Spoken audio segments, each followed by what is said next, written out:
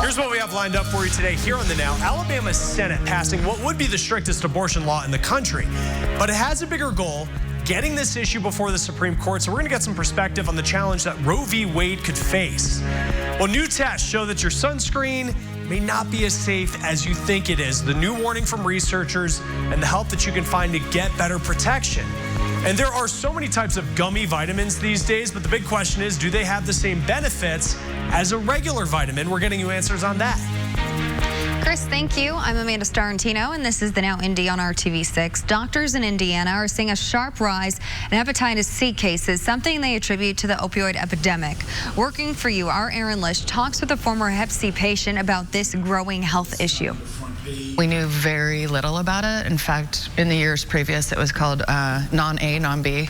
Back in 1995, Alicia Suarez was diagnosed with hepatitis C.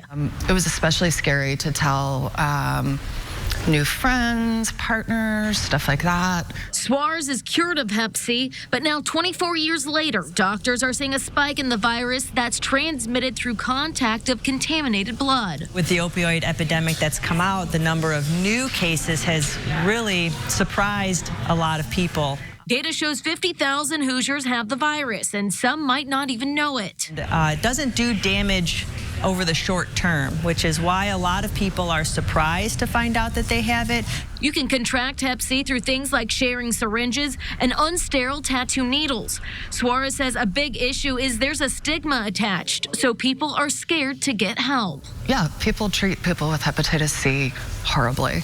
So to change that? Education, education, education.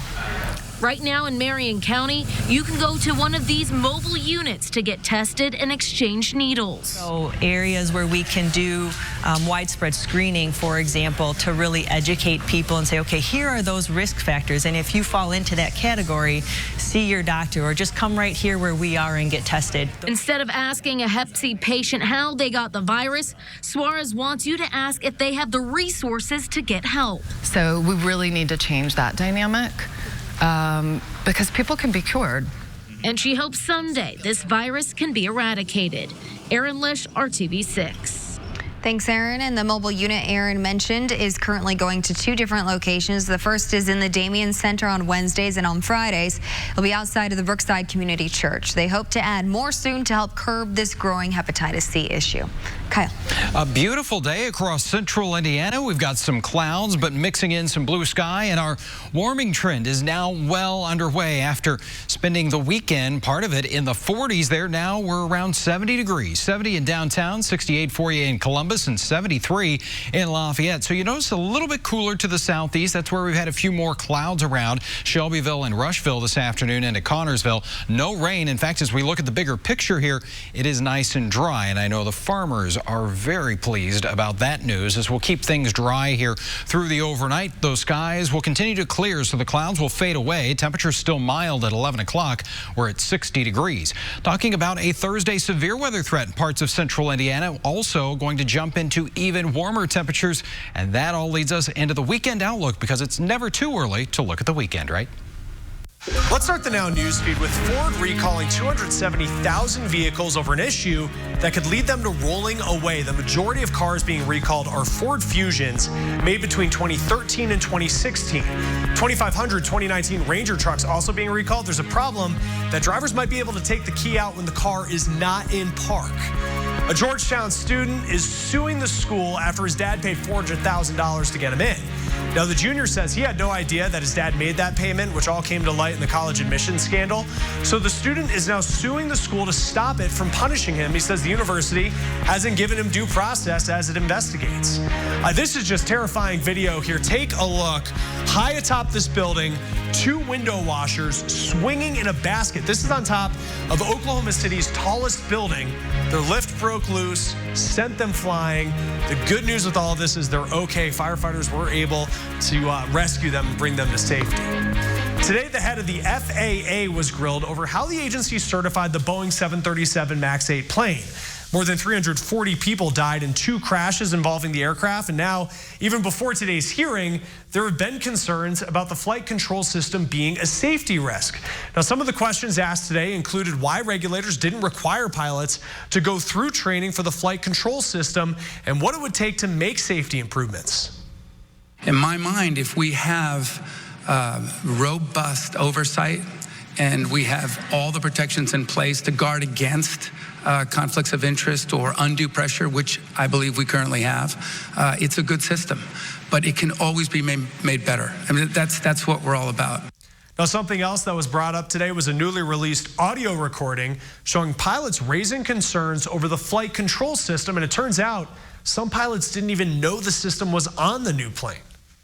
We flat out deserve to know what is on our airplanes. I don't disagree. These guys didn't even know the damn system was on the airplane, nor did anybody else. I don't know that understanding this system would have changed the outcome of this. Now, the FAA said that it could not comment on those recordings. And while pilots may be worried about the safety of the plane, it's apparently a smaller issue for passengers. There's a new poll by Reuters Ipsos that showed only 3% of people cared more about the plane they were flying on compared to the ticket price. Well, there are some new concerns about how safe your sunscreen is, the help that you can find to get better protection. See you tuna. Welcome back to the Now Indy on RTV6. A different kind of scam targeting your personal information, but the criminal isn't actually contacting you at all. The Ripley County Sheriff's Office says a scammer is contacting employers by sending an email acting as an actual employee. The scammer asks that the account number and routing number for their payroll deposit be changed, again acting like an actual employee. Investigators say businesses and other employers should double check every email address to make sure it's actually coming from an employee. And you should alert your place of work that this scam is going around so your bosses know what to look for. Facebook is introducing new rules for live streaming. That tops our Now newsfeed. The social network says that the people who break the most serious policies will be banned from using Facebook Live for a period in time, for example, 30 days. 2 months ago, you remember the New Zealand mosque shooter live streaming his attack. McDonald's, of course, an iconic American company, and now it's a beacon for tourists in Austria. The U.S. Embassy posting on Facebook, McDonald's will serve as mini embassies. McDonald's staff will be ready to help tourists contact the embassy for any services they need. Well, take a look at this video right here. Rock legend Mick Jagger, he is back working on his moves. Posted this video to Twitter. He is 75 years old, and he recently had medical treatment for a reported heart valve issue. Well, as we do get ready for summer, there are a few things you need to know about your sunscreen, and Annie Taylor's here to break it down. We all need to protect our skin when we go outside, but it turns out your sunscreen may not be good enough. Environmental Working Group looked at more than 1,000 sunscreens, and researchers determined only a third would actually pass safety tests. Some just didn't provide adequate sun protection, and others contain potentially harmful chemicals. So CVS Pharmacy has already made changes to make sure customers are protected. The store no longer sells sunscreens that have an SPF of 15 or lower, and it may be easier, though, to pick out a good sunscreen there because CVS offers dermatologist-approved options. And anytime you're shopping for sunscreen, Consumer Reports say that you need to check the ratings. Make sure it's got an SPF of at least 40. And 2 ingredients every great sunscreen should have are zinc oxide and titanium dioxide. And once you put on the lotion, make sure to reapply every 2 hours. Don't ignore your legs or your eyelids, and you'll want to put on about a palm's worth of sunscreen on your entire body. All right, Annie, thank you. Let's get back to our lineup. And nurses have been the target of criticism recently, from being told they have time to play cards on the job to questions over what they wear to work. We're taking a look at the changing image of the profession.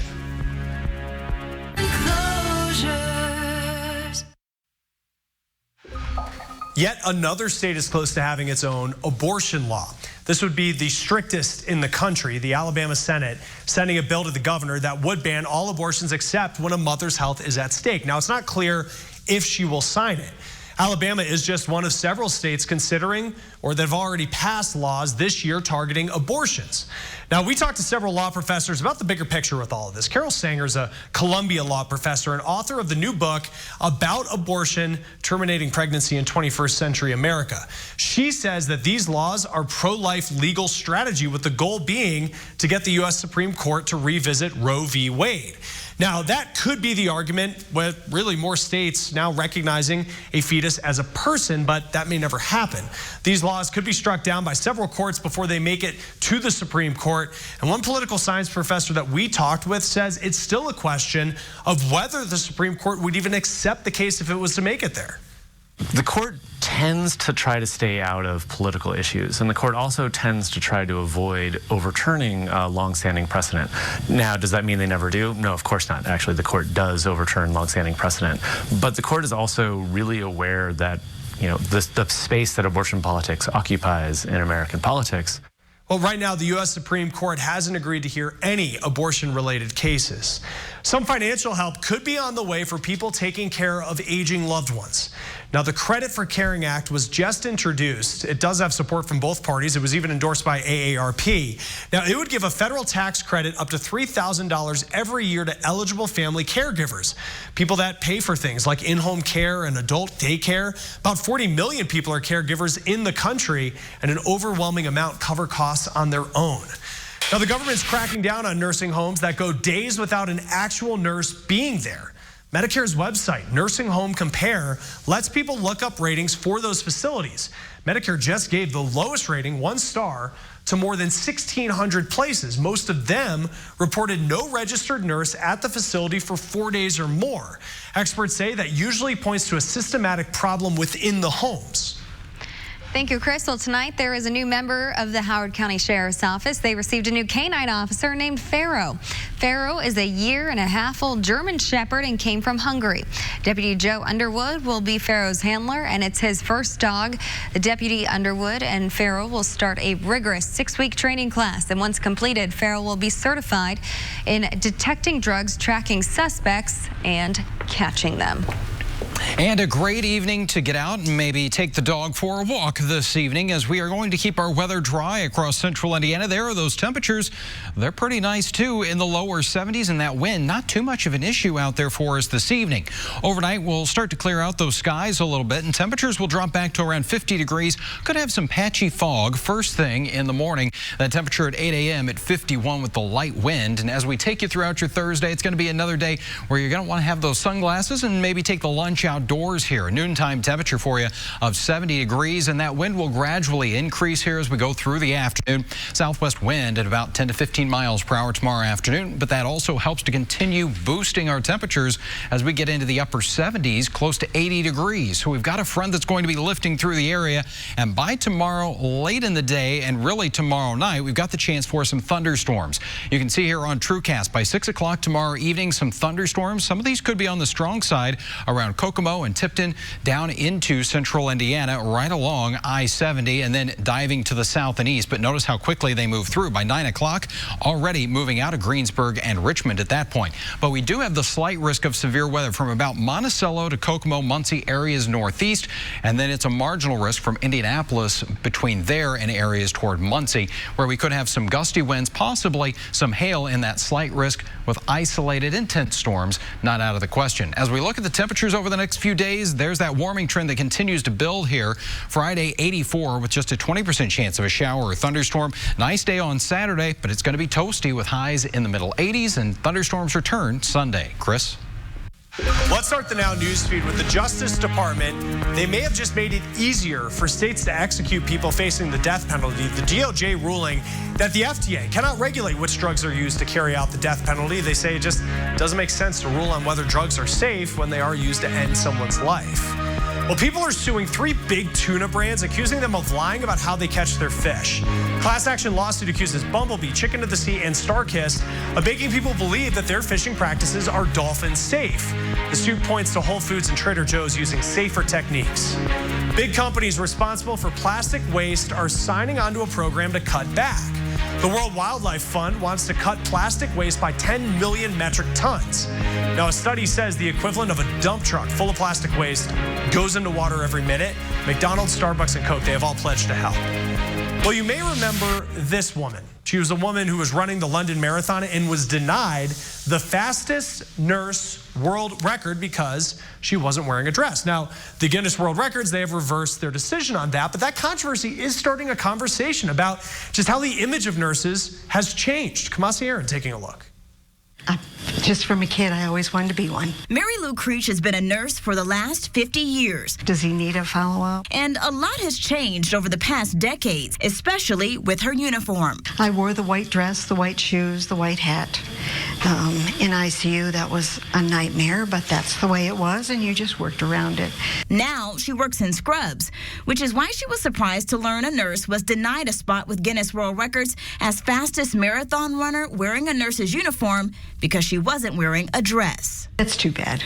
I mean, it should be the job that they did, not what they're wearing. Guinness World Records got the message loud and clear. Days later, it reversed its decision, admitting that its guidelines were outdated, incorrect, and reflected a stereotype we do not in any way wish to perpetrate. Because we were excited to see that social movement and see this new outcome. Liz Stokes with the American Nurses Association says the image of nursing has changed, and not just in attire. It's more diverse than the traditional, what we saw years ago. You know, we're more racially and ethnically diverse, gender diversity, as well as age. And she says this conversation can help to shatter stereotypes, but there's still more work to be done. Our goal is to hope that we reflect what our patients' population appears to be, and we're not there. So we still have a significant ways to go. He's going to need an ultrasound done. Keeping up with an ever-evolving profession. I'm Kamasi Aaron reporting. A group of hospitals is trying to cut down on the cost of medicines by making them on their own. Now, the drugs will come from the nonprofit Civica RX.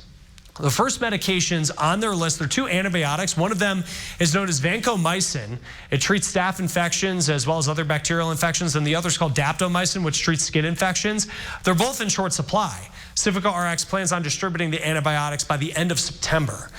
Well, a little glimpse at what you're in for if you are planning to get away for Memorial Day, because AAA is saying that you and about 43 million other people have similar plans. Next Friday and Thursday, those will be the busiest days to drive. Now, as for where to go, Central Florida, yeah, the Disney World area, the #1 for activities. That's according to Wallet Hub. Also, Austin, Texas area, DC, Chicago, and the Dallas-Fort Worth area, rounding out the top 5 overall best places to visit this summer. Well, the swimming pool, a place that you'll probably visit in the summertime, it is not a substitute for the shower. And you may think that's something that we already know, that we wouldn't need to say that. But according to the 2018 Healthy Pools Survey, 51% of Americans say that they use the pool as a bathtub. They hop in, maybe after working up a sweat in the yard, but don't actually take a shower afterward. As we say this, we want you to also consider this part, that 40% of those surveyed admitted to peeing in the pool. That is disgusting. All the more reason to take a shower before and after you go in the pool. All right, let's go back to our lineup here. And coming up next, gummy vitamins, they're really popular right now, and you may have made the switch because, let's face it, they just taste better. We're getting answers on whether you really get all the benefits of a regular vitamin.